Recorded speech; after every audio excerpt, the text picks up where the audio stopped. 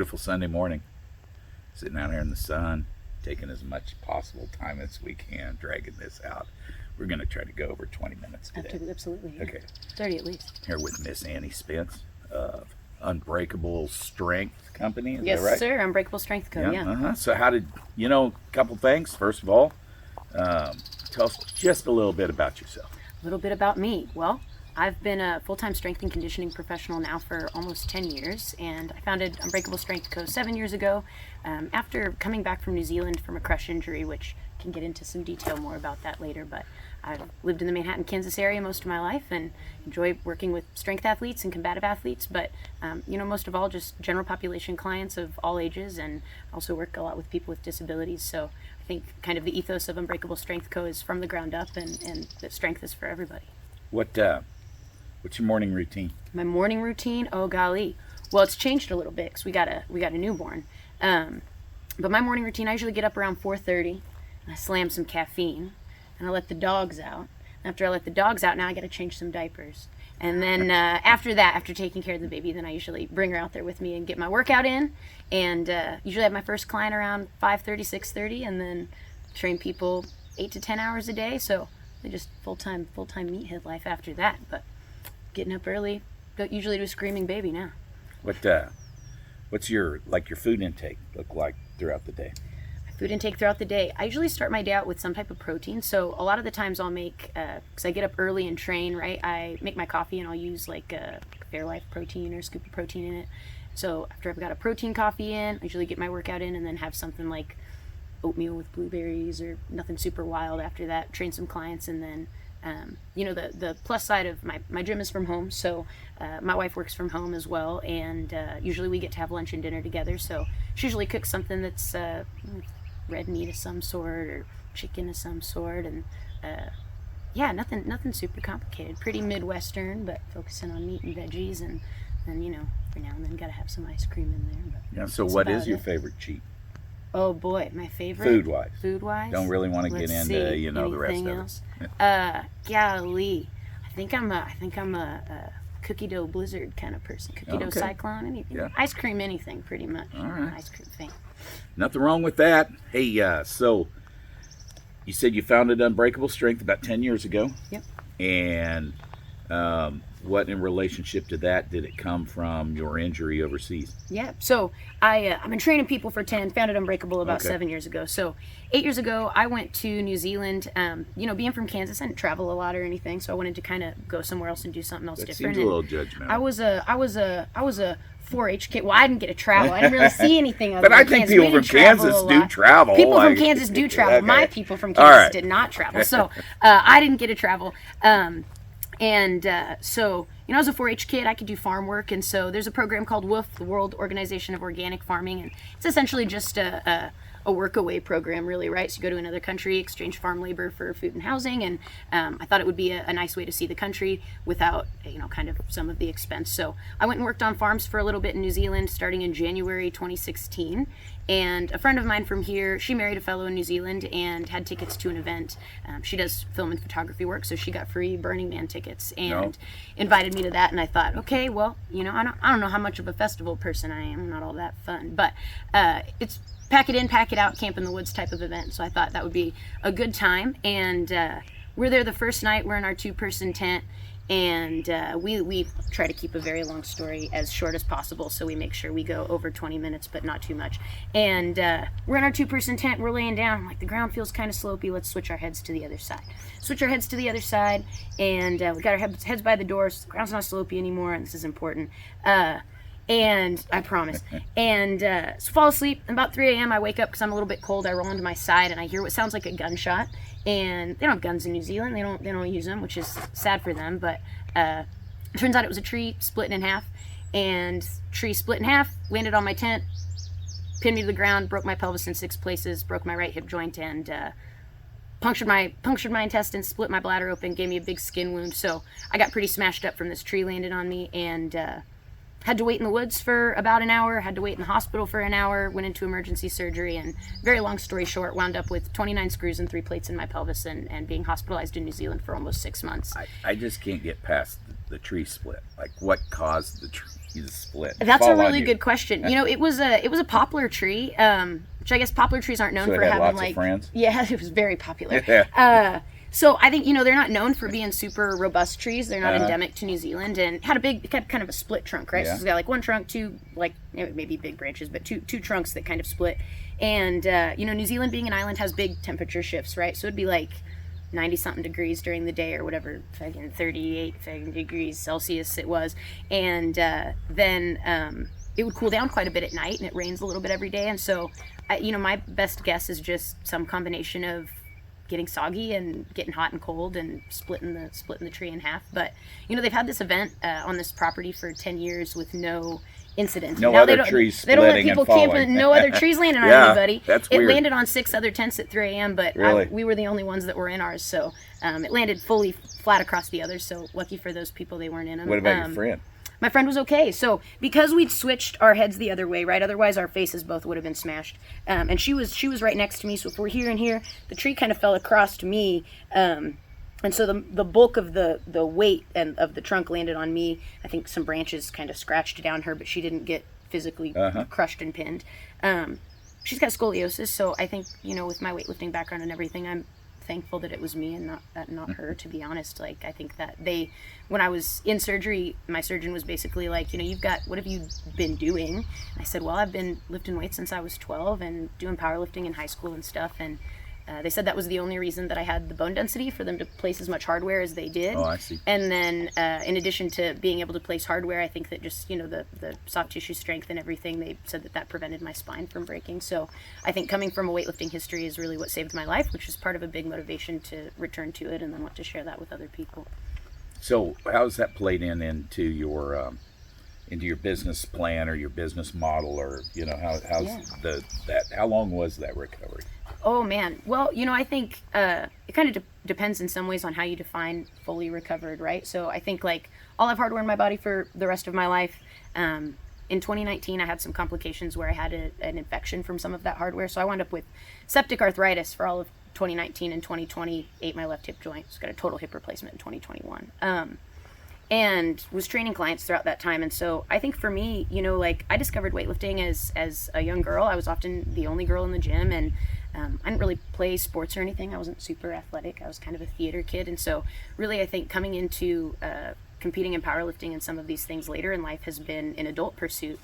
And for a lot of my clients, you know, I have people that are coming back from injury like myself, that have joint replacements, that have been, you know, kind of feel like you go through physical therapy, and really the point of physical therapy is to get you to activities of daily living, right? Eat your groceries, you go to the bathroom by yourself. But a lot of people that want to do more after that really still struggle with pain and confidence and things like that. And I think we have a gym culture that really focuses on physical appearance or you know, bodybuilding and things like that. And I think for me, strength training has been something that's been kind of intellectually and emotionally empowering, and then being physically capable has been kind of the most important thing for me. And so I think a lot of the times with my clients, they come having had negative gym experiences or being frustrated with their physical therapy outcomes. And so I feel like it's my job to connect them with both a sense of empowerment and belief that they can do more than they're currently doing, and then to also give them the tools to accomplish that. So, like, when you look at standard weightlifting, whether it's powerlifting or whether it's, you know, whatever, bodybuilding, whatever it is, you know, that's so focused on the outcome. You know, it's so end product focused. Yes, absolutely. Which, trying to recover from something, well, I guess the end product is, hey, I want to be healthy again, but it's not. I'm not trying to do a PR. I'm not trying to get range of motion, things like that. Yeah, absolutely. How hard was it? Because we all want to do what we were good at and what we know. How hard was it to switch from what you were doing successfully and competitively before to after? Yeah, absolutely. That's a really good question. You know, I think in some ways I'm really thankful for experiencing that kind of mental and emotional shift maybe younger in life, because I think ultimately, whether you wind up having an accident like I've had, or whether it's time or future injury, I think in a lot of ways we get really attached to our sense of identity being exclusively the thing we can produce or exclusively this like external thing that we achieve, right? And I think for me, I really had aspirations to compete in powerlifting and in a kind of a big sort of way. And I think that in some ways, stepping back and realizing that like the person that you show up as to the gym every day and the person that allows you to be for yourself and the other people in your life, and then the fact that training is a vehicle for you to enjoy more out of life and be able to do more. I think that that shift has been something that's helped me maybe focus less on some of those external outcomes. And I think it's like, it's good to have long-term external goals, right? Like that's not to say that they aren't important, but I think these process goals of how we show up and who we show up as every day have taken more of a forefront for me, because I think if you do overly focus on like, God damn it, like if I hadn't broken my hip, if I hadn't broken my pelvis, I'd be able to do that. Look at them, they're doing that. I think that that kind of desiring a positive experience in that way is in itself like a sort of suffering. And so I think that letting go of that desire and just enjoying the showing up has been a big part for me, and is something that I try to work on with my clients as well. We talk a lot about, you know, it's firearms and tactics, but we talk a lot about focusing on the process and not what the target says down there. Yeah. And I see, you know, I guess you call them type A personalities, that I don't know. But people who are very focused and people who are very driven have a real hard time getting away from that. Yeah. And they'll never achieve, ultimately, they'll never achieve what they want to, because they're Right. not doing the little things in the process to Yeah. get there. Yeah, absolutely, right? It's like I want to shoot the bullseye right now, and I think that like that's the amount of frustration that causes some of those people winds up shutting them down from ever enjoying that process of developing. 12 minutes, 12 by the minutes. way. Oh, we weren't supposed to say that. No. Oh, we told him. Oh, no. Okay, So- we'll go for another 15. Yeah, so my experience athletically, other than the other stuff, but I mean athletically was being a 135 pound, you know, 6 foot guy coming out of high school, you know what I mean?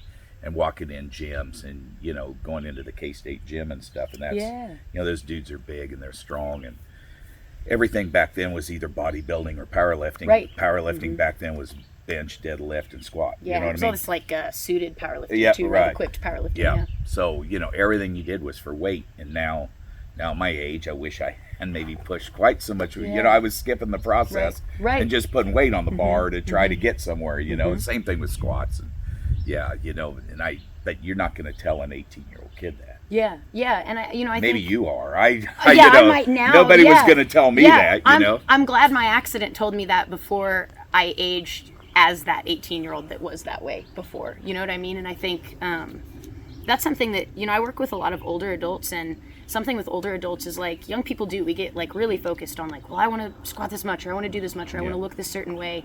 And, you know, I have a fellow that I started training when he was 70, and Bill turned 77 this year. And 2 years ago, we competed at the Sunflower State Games, and he's the state record holder for bench and deadlift. And Nice. he'd been a professor his whole life and hadn't done any weightlifting. And so, although he's come into sports performance, a lot of this came out of just a desire to move and feel better and be independent as he aged. And I think that, like, kind of like you said, with those people that come in and are really type A, how they wind up never actually achieving what they want. I think the people that come in just to enjoy the process wind up going farther and then really do accomplish some of those things. When you're working with those people, how do you work on getting them to come around to enjoying the process? Oh, you know, I'm just such a all-around fine instructor. I just, you know, make the connection and I do. Right, yeah. Yeah, no, I don't know.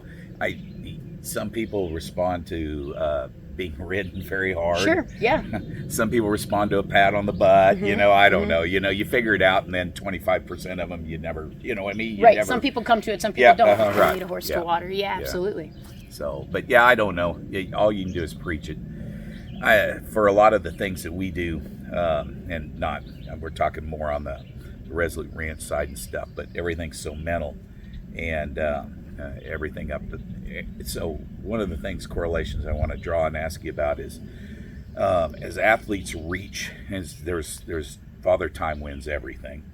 So you've got a local fighter who's, you know, 5-0 or whatever, except, you know, he just reached his point, Yeah. or he reached a level that he's no Kind longer. of your ceiling, yeah. And it's that how do you, and again it's process, but how do you enjoy and train past that when Yeah. when you've got to say, okay, this part's done. Yeah, absolutely. I think that a lot of the times this comes with finding deeper reasons that motivate us to train, right? So I think that I'm sure for you, when you are doing self-defense instruction, right, you've got people that come here because they're like, hey man, like I don't know what I would do if somebody broke into my house and I want to be able to keep my wife and kids safe, right?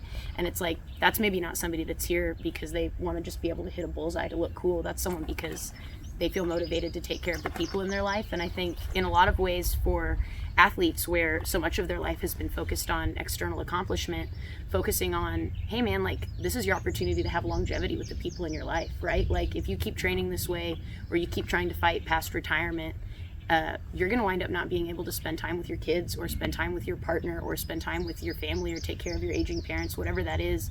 And so I think in a lot of ways, focusing on the ways that fitness allows us to show up for ourselves and others in the long term, because as you said, like father time wins everything, right? I think that yields a lot more enjoyment and is really the thing that for me helps me get up every day, right? Like I enjoy competing in sports, but ultimately, like now that my wife and I have a kid, a lot of getting up at 4:30 because like it sucks. Getting up at 4:30 is like not fun. It's never fun. It's never comfortable. And I think that like whatever uncomfortable thing it is that you're doing, be that in training or be that on the range or be that getting up early, whatever, so much of that is like, I want to show our daughter as she grows up that she's capable, and I want to be a person that's healthy, that's able to, it's like if you're playing soccer, I want to run around on the soccer field with you, right? And I think for me, letting go of trying to compete super aggressively in powerlifting as somebody with a hip replacement is like, I want to go roll jiu-jitsu with my friends, and I want to enjoy a weekend, and I want to come out here and take self-defense class and be able to run around the range and be able to do whatever tactical stuff you want to do. And I think that focusing on how training and letting go of the external accomplishment lets you enjoy more of your life every day is the most important part. It's how you spend your days, is how you spend your life. We equate that to what we call axiology, and axiology is just, I don't know, it's like the passion in your life or whatever it is. But once you establish that passion, then I don't know, maybe as Americans find something, we find the easier paths or something, but it probably doesn't really matter too much what it is. When you find that axiology, you're going to need some level of range of motion and you know, a little bit of cardio and a little bit of strength. You know, you're going to need a little bit something to enjoy it. Yeah, absolutely. It's kind of like, I think our ability to do anything in our lives stems from our health and our ability to take care of that. And so I think for me, a lot of training is that. We have one finger. Can you tell us what the recovery was like after your accident? Yeah, absolutely. And what that process was? Yeah, for sure. So my accident happened January 29th, 2016. And kind of like I quickly overviewed earlier, you know, they left me in the woods for an hour, took some time for the ambulance to come get me up. And we're in the Whanganui area of New Zealand, which if you've seen the Mount Doom scenes, which like those are colorized, but this is where the Mount Doom scenes in Lord of the Rings are filmed. So we're in a mountain range. So we get this like hour-long ambulance ride through a mountain range with no pain medication. Dude keeps trying to give me like laughing gas, and I just knew like I'd had a really strong meditation practice prior, and I kind of could feel like, man, if they keep giving me this laughing gas, like I'm gonna fall asleep, and if I fall asleep, I'm not gonna wake up. And so we get wheeled into the emergency room, and we're in a really rural hospital, right? Think like Alma, Kansas, and then in half, right? Very, very, very petite hospital. And there's one doctor on staff. He's with someone else. It takes him 45 minutes to get to us. And he does an ultrasound at the prompting of this military nurse named Anton, who'd walked past, that was like, yo, people don't scream at the doctor like this. Because he pushed on my pelvis and was like, your pelvis isn't broken. And I was like, fuck you, dude. And so they come and ultrasound me, and this doctor kind of goes sheet white and says, you've got blood and fluid around your lung and your kidneys. We have to take you in for emergency surgery. And so they MRI'd me, take me into emergency surgery, ask me if I want to talk to a priest. And I was like, hey, is this like a humane way to put me down? Or is Was this... it the doctor you yelled at going to do the surgery? It was not. No, Okay, it well, wasn't. No. Have you ever seen Northern Exposure? Yeah. Okay, so like in New Zealand, they have young physicians. They incentivize them to go to really rural areas. So I think he was a new guy. He was young. He was probably 27 and just like his first time. And he was like, "What's wrong?" And I was like, "My pelvis is broken." This is the Hallmark You know, Channel. She yeah. would have hooked up with him, and they'd be living happily right, ever yeah, after. there you It was go, right, Hallmark, yeah. And so they take me into emergency surgery, and during that emergency surgery, they stitched my bladder up. It had exploded. They put femoral traction in to maintain the pressure on my right legs. The whole right half of my pelvis essentially broke off and had gone up and into my organ cavity. And then they fly me through like a tiny little air ambulance to Whanganui Hospital, which is their trauma center. And the cool thing about orthopedics in New Zealand is they've got a lot of outdoor sports. They have rugby, right? So their orthopedic surgeons there are really, really good. And I was in the ICU for about 4 days. I had a 13-hour surgery to place the hardware, where they discovered that I had what they call a degloving wound. So a degloving wound is essentially where shear force and pressure pull the skin from the tissue underneath. Sometimes that's completely skinned, and sometimes it's skinned only underneath. And so I had what's called an internal degloving wound for the shoulder blades down, which wound up being the kind of longest part of this healing process.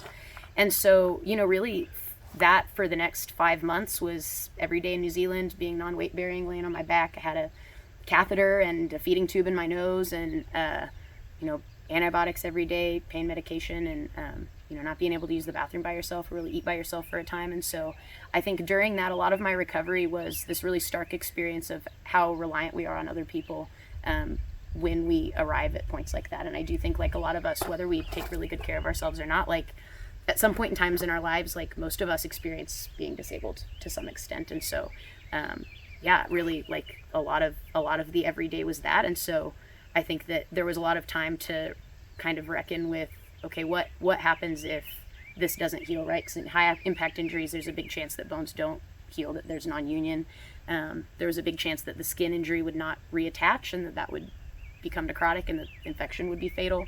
And so I think that I kind of had this 5-month limbo phase as a 20-year-old of like, well, what if I die within the year? And I think that really pairs down, like, you can't die with what's in your bank account. Like, those aren't the things that matter, And so I think for me, a lot of that recovery process was like, hurry up and wait. And then the other part of that recovery process was kind of some of this maybe like spiritual and emotional seeking of like, what really matters to me, and how much time do I have left, and what do I do with the time that I have left? And I think that is universal for all of us at some point. So if you're from Kansas and you're considering traveling, don't let her story dissuade you. Yeah, no, New Zealand's a very cool going country. to another country. You should go to New Zealand. Yeah. It's really cool. Everything's safe. Don't sleep People are under very trees. nice. But all my medical care was free. Like, good time. It's a good time. And then I think the 6 months after, right? I got home, kind of midsummer, and was weight bearing, and I had done weightlifting for a long time, so I just immediately started going to the gym and mostly using like machines and things that were externally stabilized, and I had a pretty solid limp for about a year, but just kind of kept showing up and getting up early and training. And so I would say that a lot of my kind of like recovery training and rehab didn't look that different from regular weightlifting, right? Like, it's, you just kind of meet yourself where you're at. And I was told that I would have orthopedic pain forever. Now that I'm 8 years out from my accident, I really don't have any pain. Really no more than I think what everybody experiences and as an adult on Earth. So, I think a lot of that was just dealing with discomfort and showing up anyways, and then that's basically still what it is, I guess. Well, I think that's a great story. Where would you put yourself percentage-wise today? Today? Oh boy.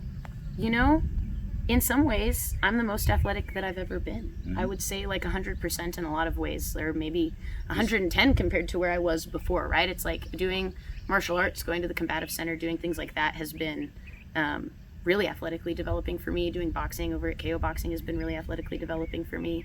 And so I think that, like, you're never out of the fight. I think sometimes we experience injuries or whatever, and it's like, oh, I'll never be the same. And it's like, well, you won't, but you could be better in some ways. And like, there are certain things where, like barbell back squatting in a traditional powerlifting context, because my spine and my pelvis are bolted together, it's really hard for me, like my bones don't move. Like, that kind of traditional back squat position is not very comfortable. I do a lot of like front squatting or hack squatting and Hatfield squats, right? So you kind of have to I've had to modify some movements and kind of let go of like, I am probably never going to be the world's best powerlifter. Like, I'm not going to have maybe the total that I could have if I didn't have skeletal damage, but I can do all these other things. And I think that's been maybe the kind of saving grace. Just focusing on powerlifting would probably be a little demoralizing, but doing other stuff has been really empowering. So the ability for you to see yourself better, even though you have a hip, your pelvis is attached to your spine. Yeah. Your ability to see yourself is actually better than you were before. Would you agree that that's a process of redefining yourself? Yeah, absolutely. I think that has to do a lot with how you see yourself, and that's definitely taken work. And I think there's still definitely like frustrating moments, right? I think I'll still have something where my hip will pinch or whatever, and it'll be like, damn it, like. But I think that spending time with people that believe in you, and I think like really truly like starting jiu-jitsu, almost 4 years ago, and finding that community has been really good. And I think that Finding the cult. Finding the cult. It's a cult. It's a cult. It's a cult. It It's like, yeah, we're one step away from Scientology. Let's be real. But I think that, like the way that you see yourself and learning new skills, and then believing other people when they tell you they see you a certain way is also helpful too, right? I think finding people that believe in you and trusting that community has been really good for me. I think my ability to block out what people say that I am is what keeps me healthy. That also is But, helpful. you know, That's yeah. the other side of it, right? Yeah, it's like you find the people that gas you up, Yeah. and then you find the jerks that tear you down, and you tell them to, get out of here. And I think, knowing who to listen to and who not to listen to is definitely important. Well, let's give a shout out plug Shout out plug to your to me. business. Oh. What do you? Like the 4 people that are going to watch this, one of them might Oh, want a yeah. personal trainer. They Oh, might want to know how to get a hold of you. That's good. Okay, sorry. If you would like to find out more about Unbreakable Go. Strength Co., yes, you can find me on Instagram as Unbreakable Strength Co. or visit unbreakablestrengthco.com. And I've got my information on there. You can fill out a contact form or a coaching application form, or shoot me a message on Instagram, and I would love to work with you. You also do online coaching, correct? Yes, sir. I do. I do remote coaching. Yep. I do remote coaching for people in the country and out of the country. I've got folks in the Netherlands. I've got folks in Singapore. So wherever you are, Unbreakable Strength is for you. Very good. Well, I appreciate you putting up with us. Oh, yeah. Thanks for having me. Yeah, thank you, Pat, for all your hard work back there behind the camera. And we're out.